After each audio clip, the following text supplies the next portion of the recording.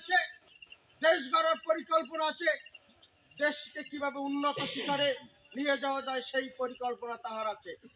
দেখবেন ওনার ফ্যামিলি অনেক নির্যাতিত হয়েছে, ওনার দুইটা ভাই একটা ভাই কিন্তু নির্যাতনে মারা গেছে।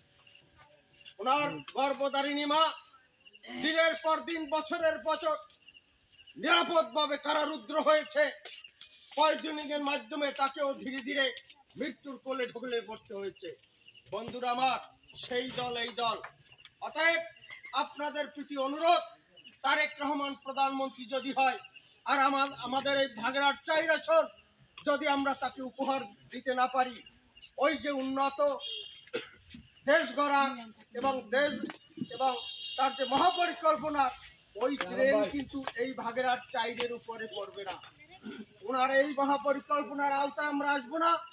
আমরা আবার সেই আগেও 2বার জামাতকে ভোট দিয়েছি, এমপির কাছে আমরা বিভিন্ন সময় গিয়েছি। আমরা সকালে গিয়েছি, রাত 10টা-11টা পর্যন্ত বসে থেকে তারপরও এমপির দেখা পাই নাই। বন্ধুরা আমার, আফসোসের আর সীমা থাকবে না যদি আমরা এই যে দেশ নায়ক তারেক রহমানের এই মহাপরিকল্পনার আওতার মধ্যে আমরা যদি না যেতে পারি, তাহলে ওই সময়ের মতোই আমাদের কাটাতে হবে। অতএব আপনাদের প্রতি আমার আকুল আবেদন, আপনার সবাই যারা বিএনপি করে, যারা বাংলাদেশ জাতীয়তাবাদী দলের ছাতার নিচের লোক, সবাই দিনরাত 24 ঘন্টা আমরা ডোর টু ডোর যাব এবং পাহারা দেব। কমিটি হয়তো করা হয়েছে, কিন্তু বন্ধুরা আমার, কমিটি করা হয়েছে যারা স্বেচ্ছায় এই 12টা দিন 12 তারিখ পর্যন্ত স্বেচ্ছায় ওয়ার্ক করবেন। এরকম কে কে আছে বলে? স্বেচ্ছায় কোনো অর্থায়ন দেওয়া হবে না।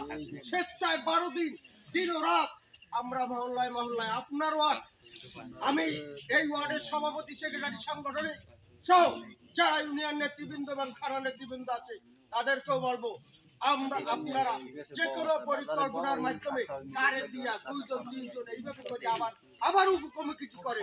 আমাদের প্রয়োজন বাড়ি টু বাড়ি, ডোর টু ডোর যাওয়া, গিয়ে আমরা হাতে পায়ে ধরবো। এবং আরেকটা কথা বলবো, বন্ধুরা আমার, একটা সরকারের আগে ছিল, এরা কিন্তু সবাই অপরাধী না।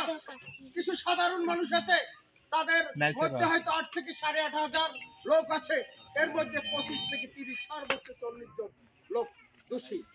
আর সাধারণ মানুষকে আপনারা, আমি অনুরোধ করব, আমি ইউনিয়ন বিএনপির পক্ষ থেকে আপনাদের বলছি,